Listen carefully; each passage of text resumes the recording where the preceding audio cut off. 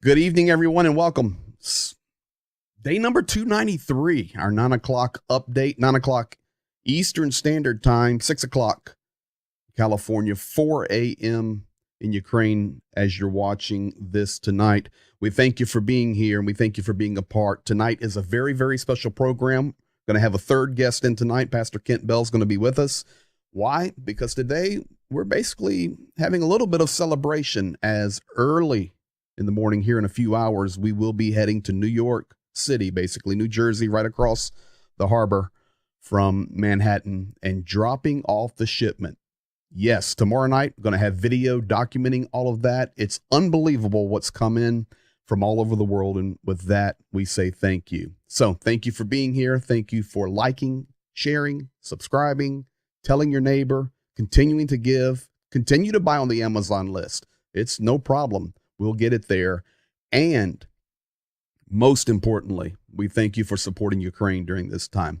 With all that said, let's jump to it tonight. I'm going to roll everybody in here all at the same time, and we're going to have a little party here.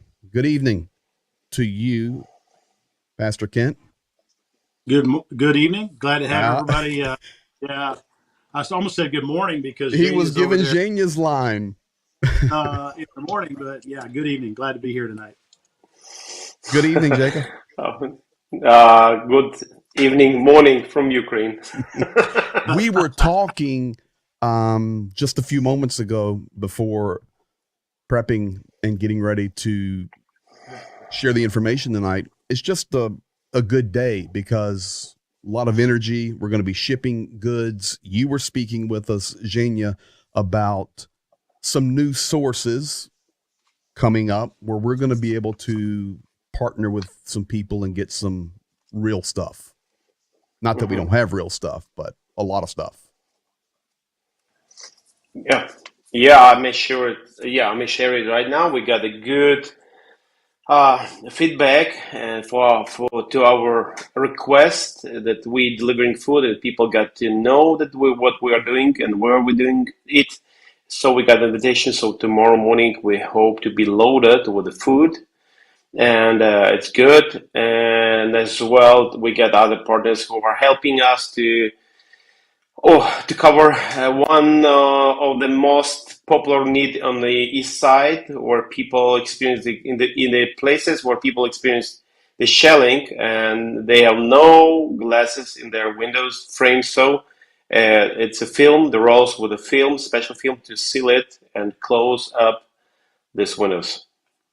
That's awesome. And, Pastor Kent, you've been with us from the get-go, February 22nd, 2022, when you and I started beginning. And for those of you watching tonight's a celebratory night. Yes, in a moment, we're going to give you the 4 or 5 key things that have happened today.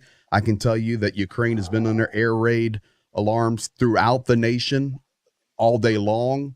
We are expecting missile attacks to come. The MiG-31s are flying all of the lines. That's what's keeping the air raids, sirens going. It's a stressful day military-wise. But day 293, we're excited, to be quite honest.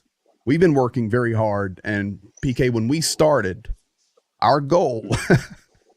I remember. What's the raise? $10,000.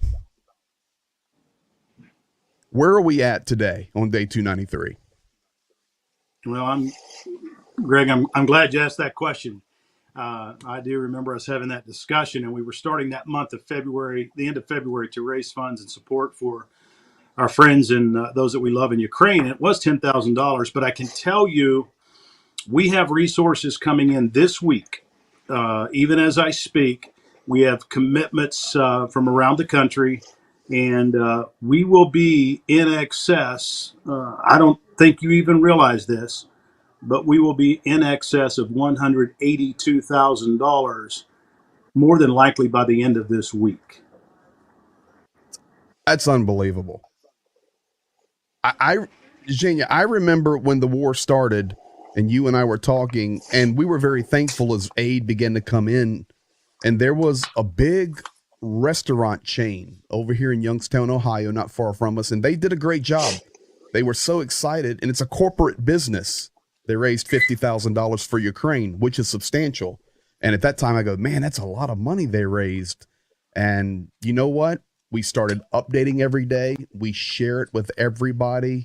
And between our church, all the relationships around the country, and all of you in here in this community, it's up to the day 293, $182,000 raised. And that doesn't include the shipments that are heading out tomorrow, because that really comes from the online community, a lot of it, that have been buying stuff for the last couple of months, and we've been waiting for this day. Zhenya, as a Ukrainian, how does that make you feel? I mean, pretty good, bud.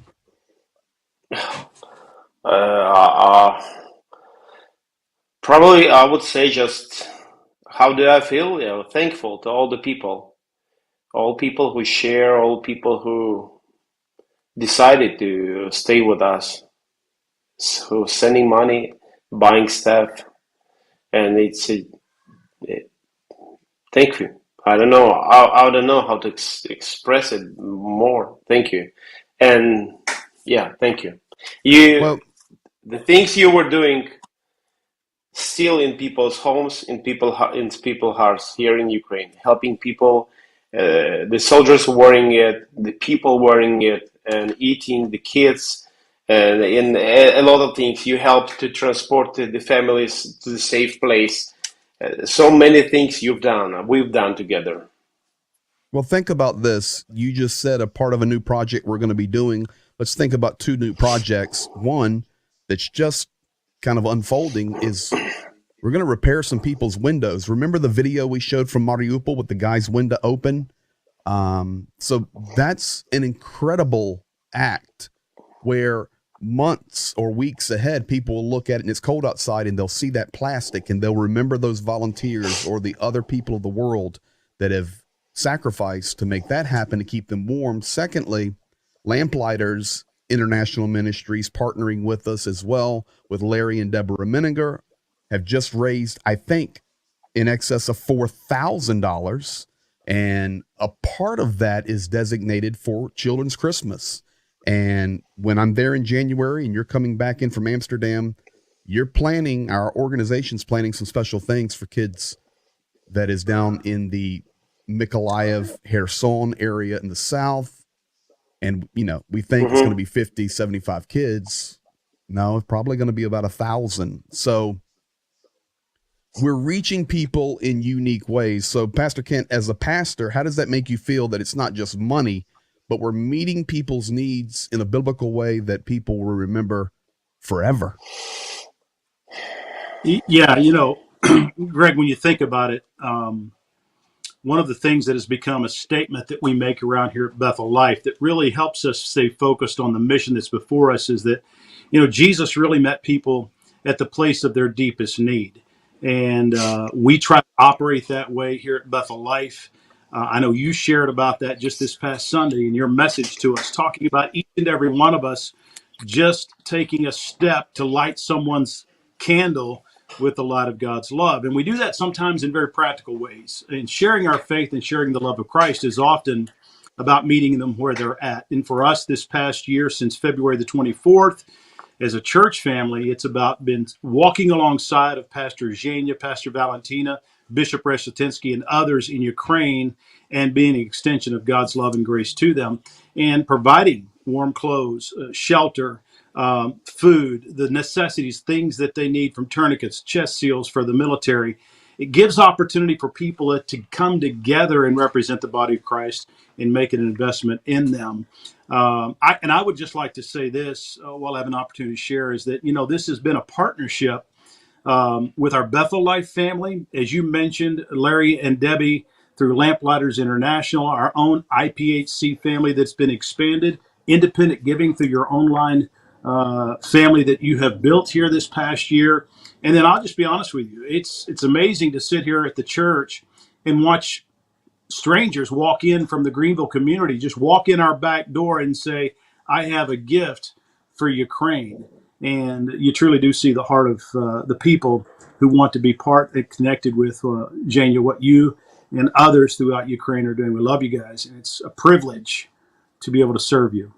Here's a couple of stories that will encourage you as well, Jacob. I had to take my mother-in-law to a doctor's appointment a few weeks ago, and the nurse walked in and goes, "Are you that pastor that's YouTubing about Ukraine?" I said, "Yes, I am. And make sure you make a donation." And he watches. It's unbelievable. And the second thing I want you to know and the world to know, that last night when the shipments were being boxed up and we're leaving here in just a few hours to take them to New York, and yeah, absolutely, you will see video on all of that. But who loaded the boxes? I was there kind of administrating, but we had a volunteer group from our Hope Center Drug and Alcohol Rehab Ministries that came in, boxed everything just so somehow they could also help Ukraine, even from their situation. It's awesome. Tonight we celebrate, man. We celebrate. It's a good night. Absolutely. Look at you smiling there. So, before we look at a couple of things, and then I'm going to compare and contrast why we do what we do, because we're going to have to get some rest and head to New York. But, Pastor Kent, just because we're approaching the end of the year and day 293, and then I'm heading over, and the church is all a part of that, and the community is all a part of that. Are we done? Are we quitting in our support? I think you already know the answer to that. Of course not. We are already looking forward to not only finishing this year strong in our giving opportunities, but we're casting our sights on 2023.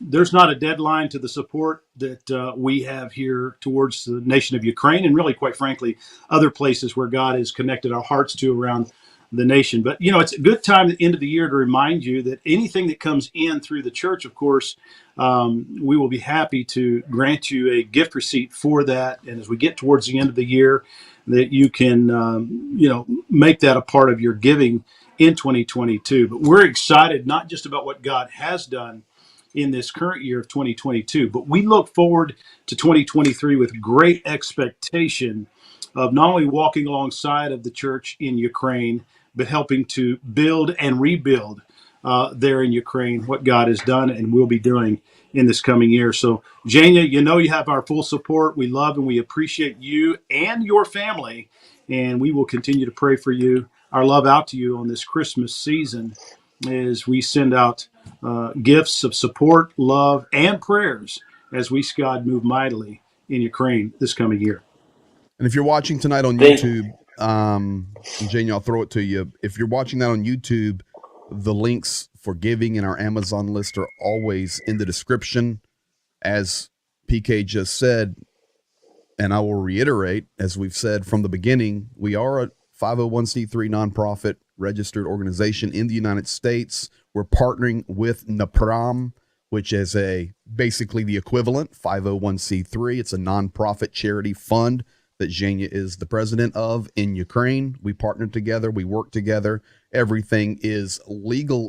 In fact, that helped us substantially as I've been talking with the company that we're using to do our shipment.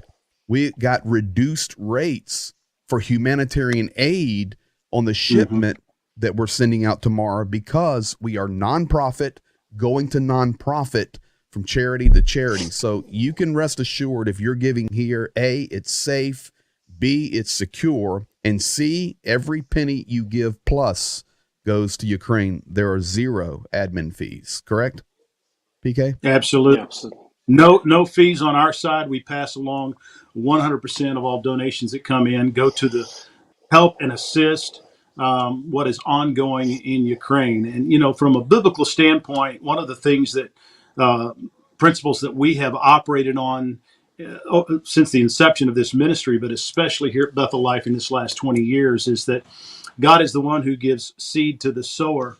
And when you invest the resources that God has blessed you with into good soil, and we truly believe that Ukraine is absolutely fertile soil right now in the kingdom of God, that there's a harvest, and that harvest comes and enriches our life, as Paul said, that we might in turn be a blessing.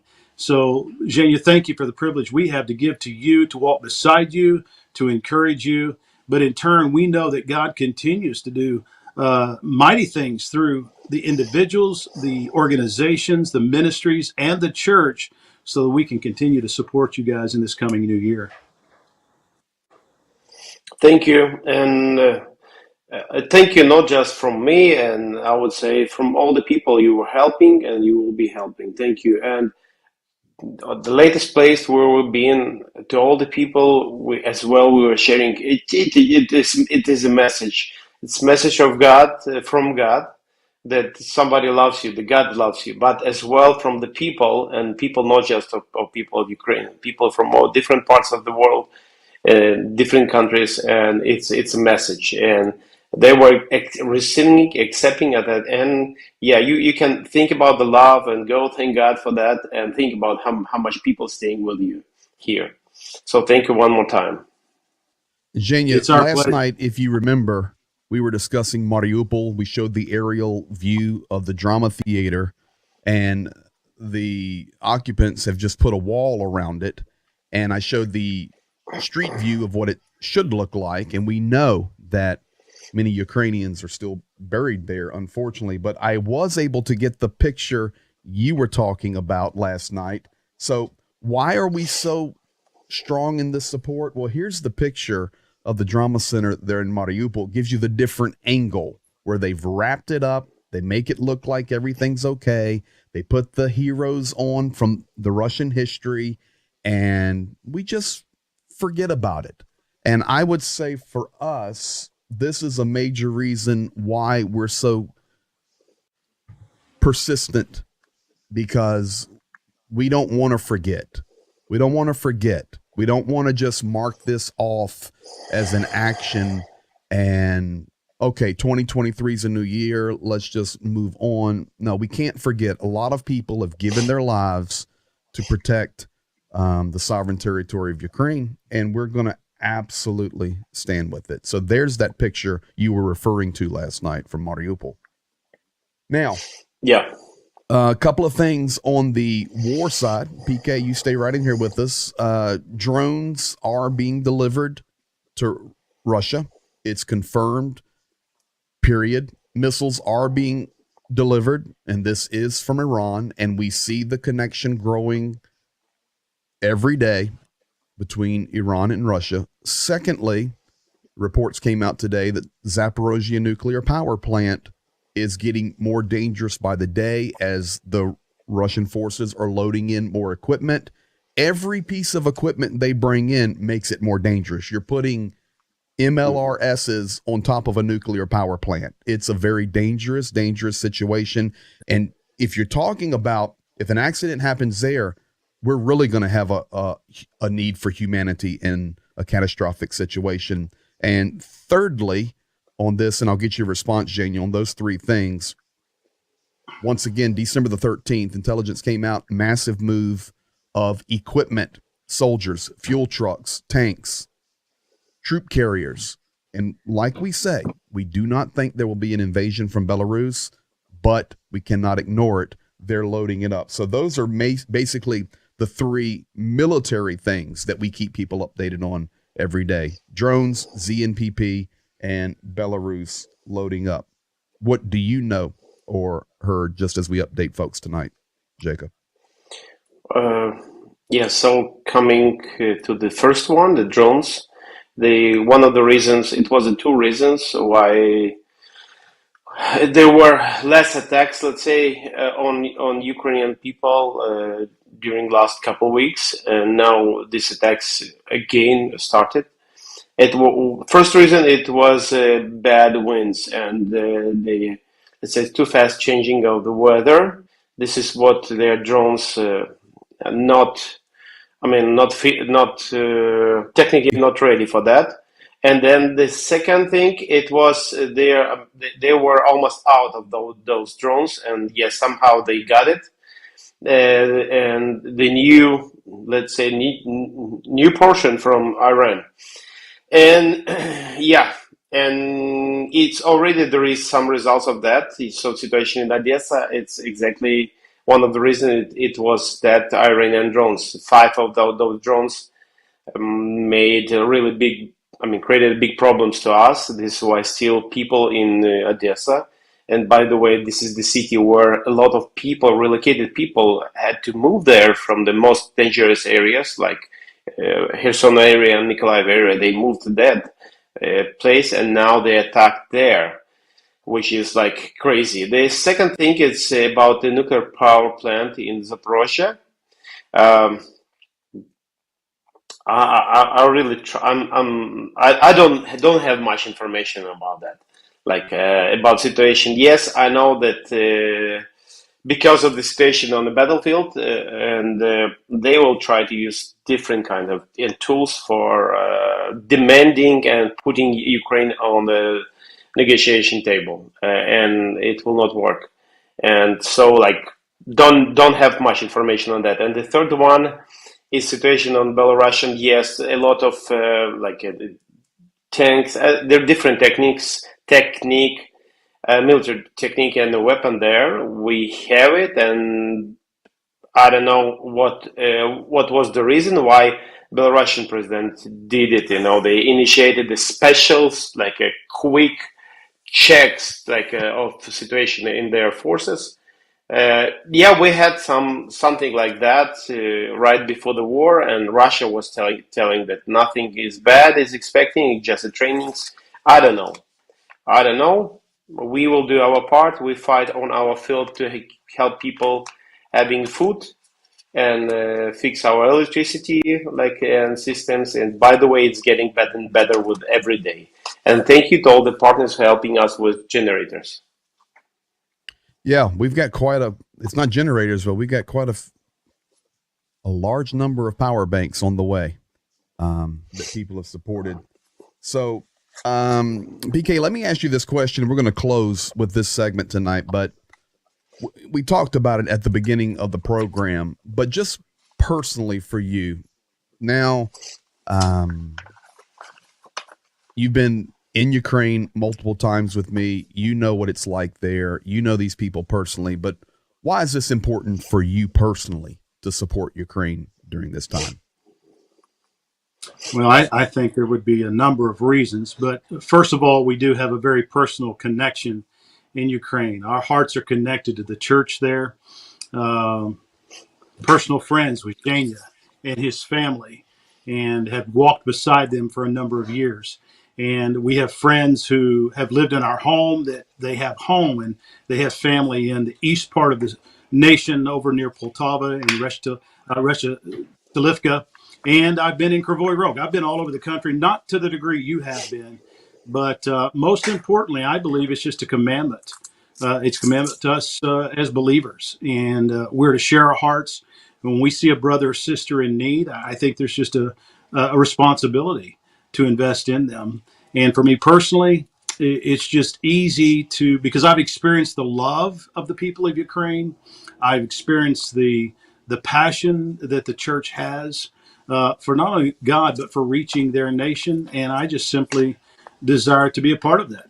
And it's easy. I guess at the end of the day, I know your love for Ukraine, that has certainly had impact and influence not only my life, but also the church here at Buffalo Life. And having been there, there's nothing like walking the streets there in Ukraine, whether it's Kyiv or Militsky or Poltava. There's nothing like being there and seeing the people.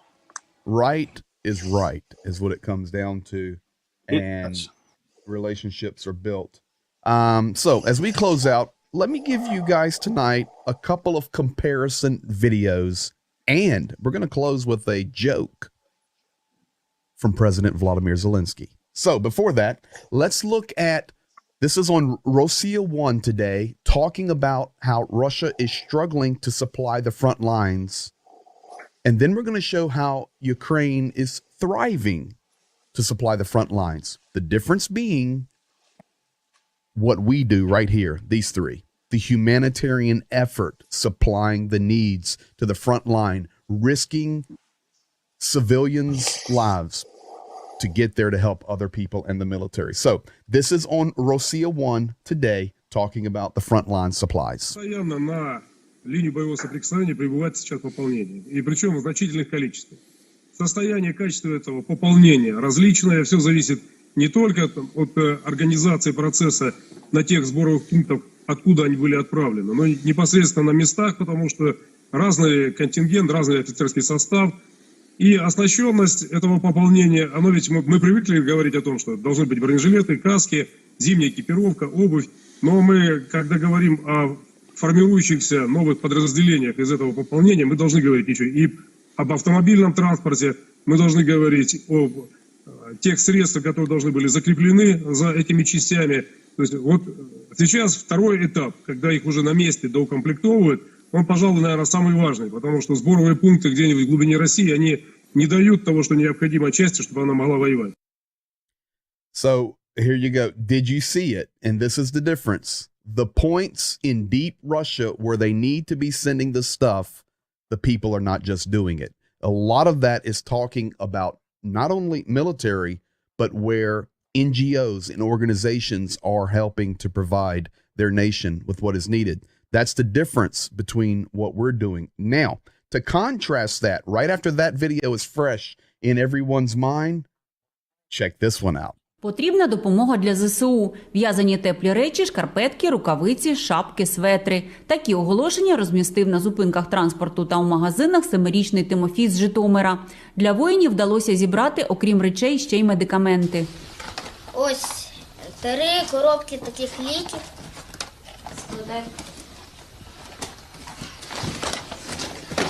Кладемо ось сюди. Це нурофен українського виробництва. Кладемо теж сюди.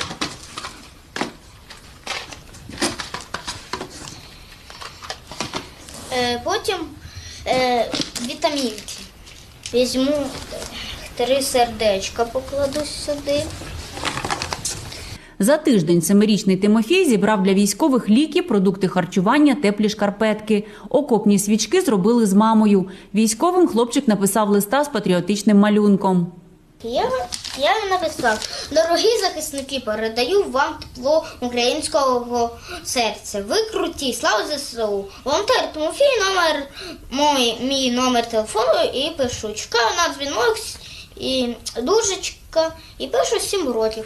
Родина Тимофія тримає постійний зв'язок з військовими, котрі отримують посилки. Хлопці або телефонують, або відсилають нам фотозвіт, що вони отримали. Ну, не тільки хлопці, а і дівчатка теж, медики нам відсилають. Упродовж 2 місяців волонтери доправили на передову близько 13 посилок від Тимофія. А ці посилки їдуть до військових на напрямок на Бахмут. Там у нас знаходиться 95-та бригада, 1-та та 2-та рота, і там ще декілька рот розвідки. І вони будуть виїжджати вже завтра. Тебе віддячити, подякую за те, що ти такий патріот, за твоє щире добре серце. Ось, будь щасливий, а ми подаруночки ці передамо обов'язково хлопцям там, де це потрібно. I mean, is it just me, or did you guys see the huge contrast there? Jania, we'll go with you first. It's our land. It's our people. Sorry, it's our family, our kids, parents, friends, neighbors on Ukrainian land, fighting for my personal freedom, for my kids. Yes, it's like, what should we do? I know it wouldn't be possible to leave the country with that and just say, hey, whatever. No. As an American, we're standing. Yeah, we're standing. As an American, you see an example of, his name is Timothy, there in Zhytomyr, taking initiative like that at 7 years old. It's kind of encouraging to the rest of the world. PK, it's for you. Yeah, it's absolutely encouraging for all of us to see that, and we know that people in general, have a big heart and want to give. And so, again, I know I'm being a little bit repetitive here, but what a pleasure and privilege it is to be a part of this and see even our own faith community and our community here in Greenville respond to a need of something that's happening nowhere near us, but we care, and we really do. Now, typically, I would say we give without any expectation in return, but I am going to just take a moment, and I'm going to lay an expectation on Zhenya, if I could take the liberty for just a moment. You ready for this? Okay. Yeah. Here it is. It's going to be public. You're going to have to give a commitment now with everybody listening, is that when this ends, there's going to be a personal invitation for you and your beautiful wife, Ina, to come to Greenville, Pennsylvania and celebrate with us in person here at the church. And we'll give an invitation to all who've been partners with this, who've listened nightly to Pastor Greg's updates, wherever they are. If they want to meet you in person, you can gather right here in Greenville. How about that? Say hello to Zhenya, shake his hand, hug his neck, and we are going to throw the biggest party that Greenville's ever seen. I do a promise. We got the promise. Okay, so that Yes. brings me to this, and Zhenya, I'll let you respond to that, and then we're going to smile on the way out. But I think about people that have been here from day one. People, now, of course, those that are connected to our church and locally here in Pennsylvania, but I start thinking about names in the YouTube community, JDO and Jeffrey Burnett and Ricochets and Don Gentilini's and Skeghead over in the middle of Australia somewhere. All of you guys, and I could list on and on. I think it's Stephen Phelps and Carl Elwell. These names are just popping in my mind from all over the world. Medic Trevor. Everybody, Medic Trevor. Yeah, all these names that we get to know. They could just keep coming. Here's the bottom line. You all will be invited. I guess we're YouTube for real now, to a meetup in Pennsylvania. Yeah, I think that would be a great celebration and get to meet people face to face, that we have walked this journey together, and we will celebrate with Zhenya, and it will be a great day. What do you think about that? Yeah. boss? Yeah. I think we were discussing here, and I would like to have a special trip after the victory to all the places we've been and helping. So Yeah. you invited to that trip. That would be the victory and thank you tour, and it's going to happen. So let's go out with a smile tonight. I'm going to give you guys a comparison, okay? And I know the community will enjoy this. Solovyov today was on the front lines. He went down to Donetsk and was doing his propaganda stuff, and you're just going to see something. Solovyov is talking to one of the Russian commanders, and the Russian commander says, you know, we're fighting against the Poles. It's Polish technology, and it's Polish. The Poles are here. Okay, you'll see it. And then after that, we'll pop back, and then I'm going to play you Zelensky's statement about NATO. So check this out. Here's Solovyov.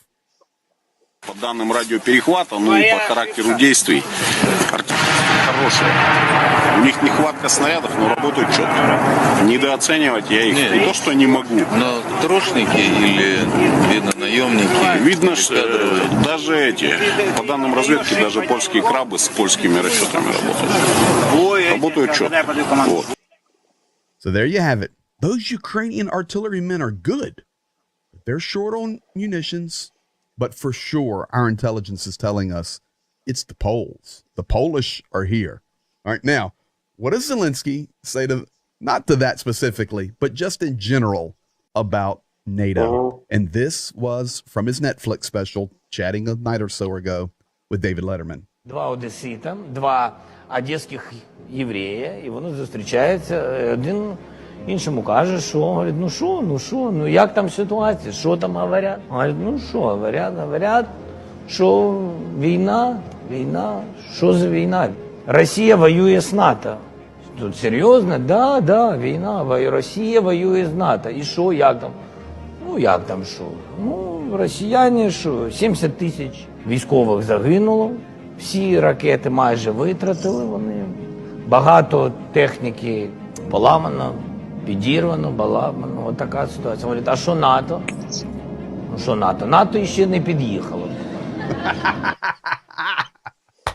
NATO hasn't arrived yet. So there's your answer, Mr. Solovyov, down there on the front lines, listening to the mess about the Poles are down there fighting. No, NATO hasn't arrived yet. So good way to end. It's a happy day. A lot of celebrations in the midst of this war. So we want to thank you all for being here and celebrating. We've been working hard for the last few months to gather all these supplies, get them shipped over. And then I'll be heading over to meet Zhenya. Actually, and we're going to pick up another shipment. It's growing by the day out of Belgium. So big thanks to the people in Belgium. And away we go. So PK, thank you for being here tonight. Been a pleasure. Thank you. Jacob? Thank you. And here's a heart from Ukraine. Okay, so there's the heart from Ukraine, but we've got to add a third line because we got 3 people tonight. Let's see. I do a good night to all. You say to all a good night.